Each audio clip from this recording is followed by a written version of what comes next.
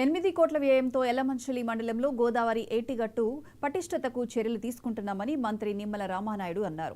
వివిధ మురుగు కాలువల ప్రక్షాళనకు 16 కోట్లతో నియోజకవర్గ వ్యాప్తంగా పనులు జరుగుతున్నాయని అన్నారు. పోలవరం ఎడమ కాలువ పనులు ఈ ఏడాది జూన్ నెల నాటికి పూర్తి చేసే ఉత్తరాంధ్రకు సాగునీరు అందించే లక్ష్యంతో పనిచేస్తున్నామని తెలిపారు. 2026 జూన్ నాటికి వెలిగొండ ప్రాజెక్టు పూర్తి చేస్తామని స్పష్టం చేశారు.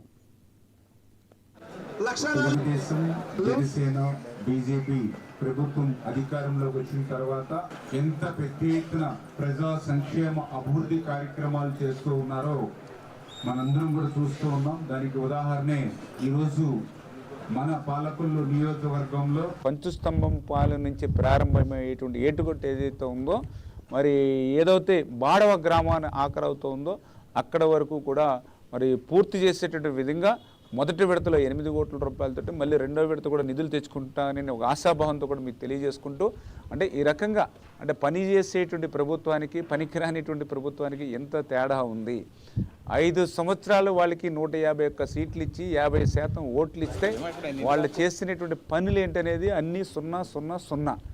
మరి ఎక్కడ చూసినా ఒక రైతులకి ఎక్కడైనా ఒక గ్రావెల్ రోడ్డు వేశారంటే ఒక 0, దమాయపర్తి డ్రైన్లో ₹1 పని చేశారంటే 0, మరి ఏటా వరదలు వచ్చేటువంటి ఏటుగట్టుకి ఏదైనా ఒక తట్ట మట్టి వేసారంటే 0. అంటే వాళ్ళు చేసినటువంటి పనులు ఏమయ్యాయంటే శాండ్లో ఏ రకంగా దోసుకోవాలి, మైన్స్లో ఏ రకంగా దోసుకోవాలి, లిక్కర్లో ఏ రకంగా దోసుకోవాలి, విలువైనటువంటి భూముల్ని కబ్జా చేసి ఏ రకంగా దోసుకోవాలి అనే దాని మీదే దృష్టి పెట్టారు తప్ప ప్రజల అభివృద్ధికి సంక్షేమానికి మాత్రం పనిచేసినటువంటి పరిస్థితి లేదు.